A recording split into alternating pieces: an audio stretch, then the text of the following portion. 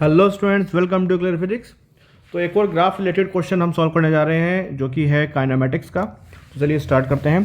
The velocity time plot for a particle moving on a straight line is Shaun the figure. तो आपको बोला गया कि एक पार्टिकल जो कि स्ट्रेट लाइन में चल रहा है, तो इस पार्टिकल का हमने कौन सा प्लॉट बनाया है? वेलोसिटी और टाइम का हमने प्लॉट बनाया है। और आपको इस प्लॉट से रिलेटेड कुछ ऑप्शंस दिए गए हैं, आपको बताने की कौन सी स्टेटमेंट यहाँ पर करेक्ट है। तो एक चीज़ मैं आपको पहले बता दूं कि यहाँ पर मल्टीपल ऑप्शंस करेक्ट हैं और more than one option correct वाला ये क्वेश्चन है।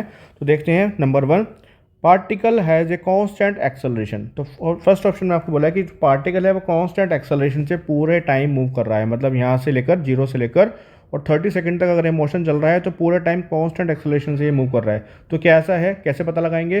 तो देखिए, कांस्टेंट एक्सेलरेशन ये क्योंकि वीटी ग्राफ है और वीटी ग्राफ का स्लोप आपको क्या बताता है?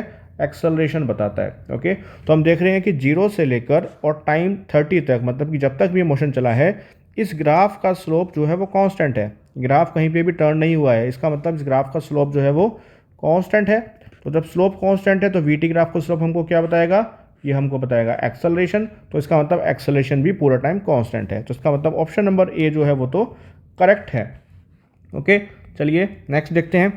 तो नेक्स्ट क्या है? Particle has never turned around. आपको बोला है कि जो पार्टिकल है वो कभी टर्न अराउंड नहीं हुआ, मतलब कि ये सीधा ही एक लाइन में चलता जा रहा है, टर्न अराउंड नहीं हुआ है। तो ऐसा कैसे है? देखते हैं हम ग्राफ से। देखिए यहाँ पर 0 से लेकर 10 तक इस ग्राफ की जो वेलोसिटी है वो कैसी है? पॉजिटिव साइड में है। यहाँ पर इसकी वेलोसिटी कैसी है? पॉजिटिव साइड में है। लेकिन 10 सेकंड को जैसे ही क्रॉस कर रहा है ग्राफ, तो उसके बाद इसकी वेलोसिटी हो गई है नेगेटिव। तो जब वेलोसिटी नेगेटिव हो गई, इसका मतलब वेलोसिटी वेक्टर क्वांटिटी है। इसका मतलब क्या है कि वेलोसिटी नेगेटिव होने का मतलब ये है कि उसने अपनी डायरेक्शन को उल्टा कर लिया है। तो पहले पार्टिकल ऐसे चल रहा था, लेकिन जैसे ही 10 सेकंड पूरे होते हैं तो पार्टिकल ने अपनी वेलोसिटी का उल्टा कर लिया। इसका मतलब ये टर्न अराउंड हो गया है। ओके, तो particle has never turn around, ये गलत ऑप्शन है क्योंकि पार्टिकल टर्न अराउंड हुआ है आफ्टर 10 सेकंड।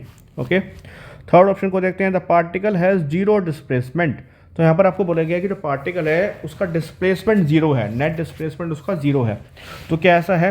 डिस्प्लेसमेंट कैसे निकालते हैं? तो वीटी ग्राफ का, अगर हमको वीटी ग्राफ से डिस्प्लेसमेंट निकालना है तो हम कैसे निकालेंगे? तो हम वीटी ग्राफ का एरिया जो होता है वो हमको डिस्प्लेसमेंट बताता है। ओके, तो वीटी ग्राफ का एरिया डिस्प्लेसमेंट बता रहा है। तो देखते हैं 0 से लेकर 10 तक इसका डिस्प्लेसमेंट ये है पॉजिटिव साइड में, मतलब कि पॉजिटिव डिस्प्लेसमेंट है।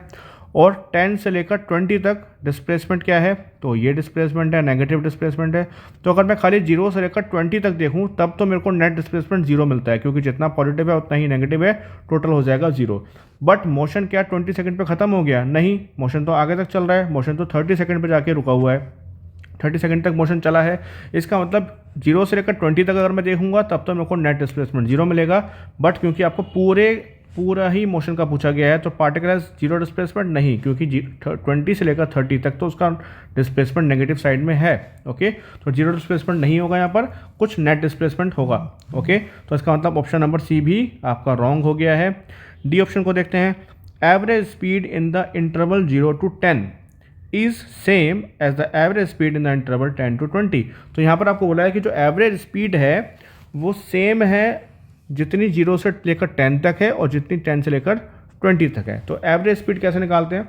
एवरेज स्पीड का फॉर्मूला होता है total distance upon total time.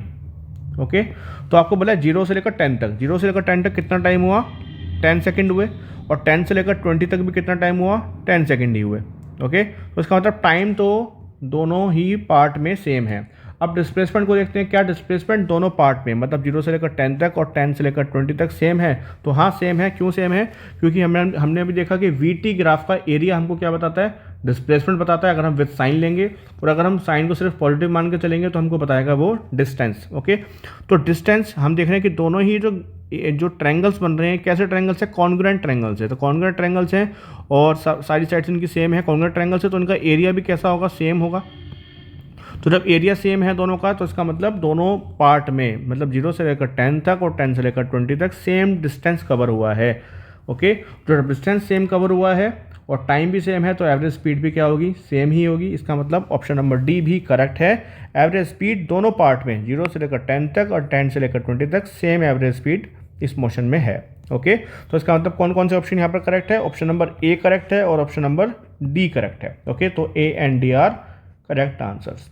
Okay, तो आपको क्वेश्चन समझ आया तो प्लीज़ वीडियो को लाइक कीजिए, सब्सक्राइब कीजिए चैनल को और वीडियो को शेयर कीजिए। Thank you.